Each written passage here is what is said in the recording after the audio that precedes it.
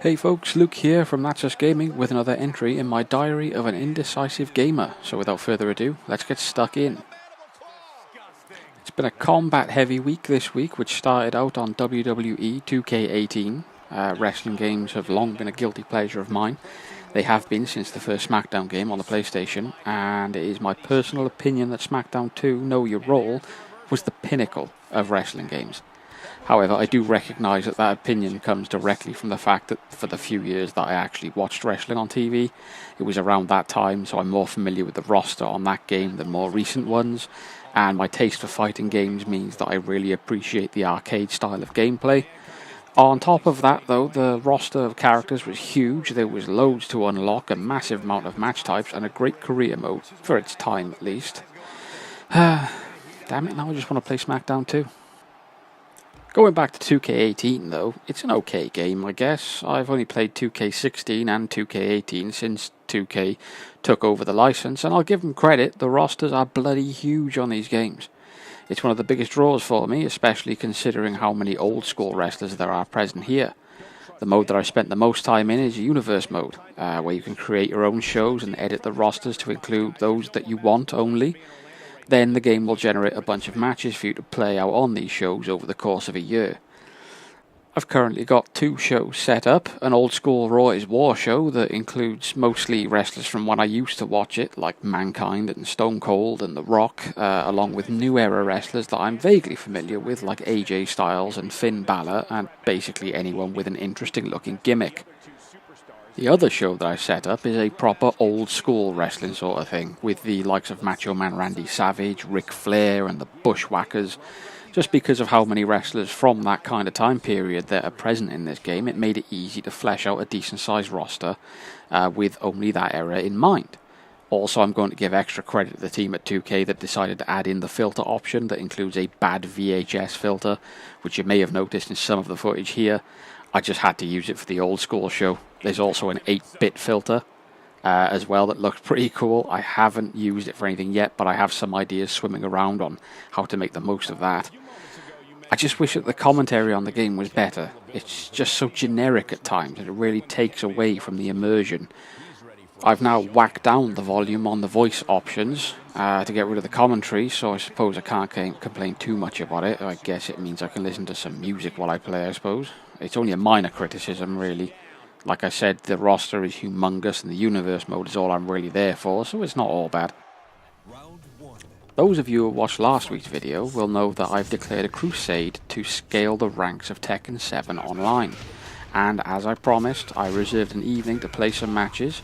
I didn't stream it in the end though, as I was in a party chat with some friends and didn't want to be ignoring any viewers' comments. The couple of hours that I played went about as average as could be expected. I played around 25 to 30 matches and came away with about a 50% win ratio. I did rank up, however, from 3rd Dan to Initiate, so progress is progress, I guess. I seemed to hit a wall with ranking up again to Expert. I had 4 or 5 promotion chances for that level, but got beat each time. It was in one of those promotion chances that this happened.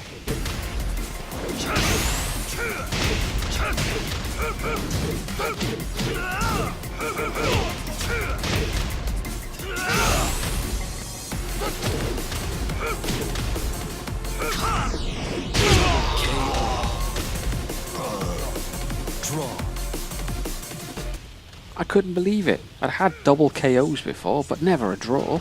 I was stunned when that happened. Seriously, I've been playing fighting games for about 20 years now, and it's definitely the first draw I've ever had. I came up against some very skilled players though, and don't mind admitting that I was outplayed a few times, and even ended up on the receiving end of a perfect a couple of times. I did get my own back with a few perfects of my own though. But none of that has deterred me from carrying on with my goal.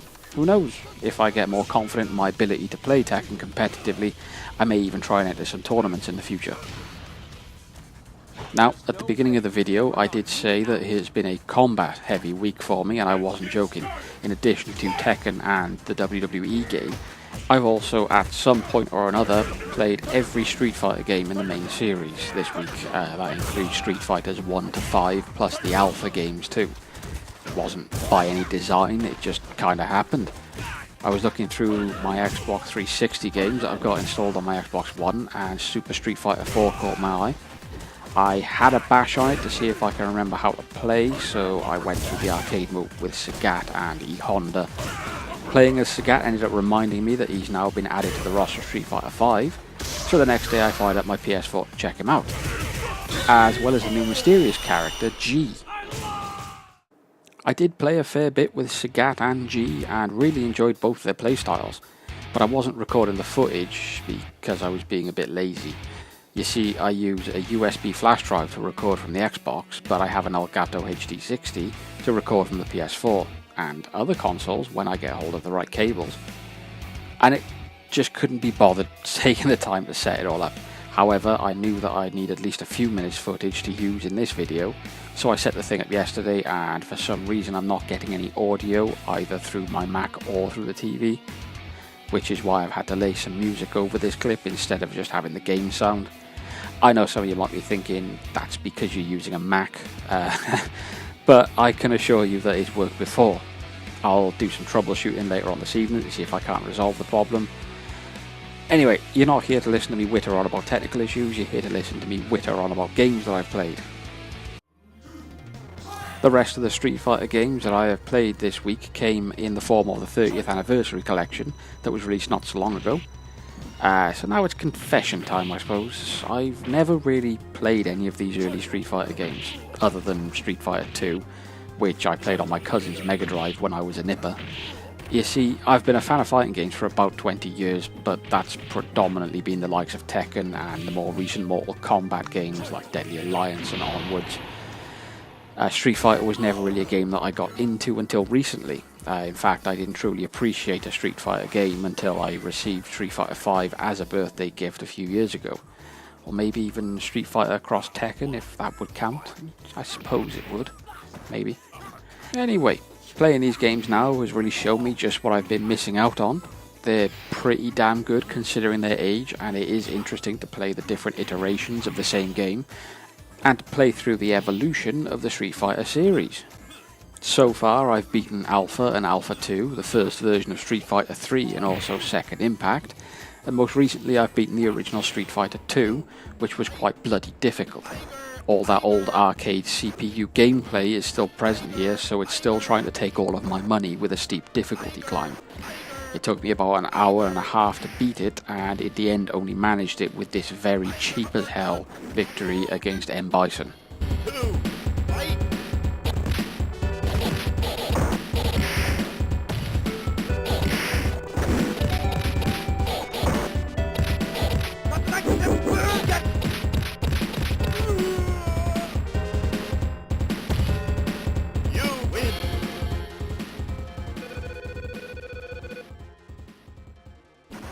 Nevertheless, I'm enjoying the challenge. It may feel less like a test of skill and more like a war of attrition at times, but I managed to win in the end. I may dip my toe in the pool of online play soon as well. A human opponent is going to be the best way to get a true test of skill on this game, so who knows, maybe I'll have some news on that in next week's video. And there you have it, that's all from me this week. Join me again next week for my exploits in the world of gaming. In the meantime, feel free to let me know what you've been playing down in the comments below. Feel free to like, share and subscribe and all that jazz, and stick around on the channel and check out some of our other content if you like. But as ever, thanks for watching.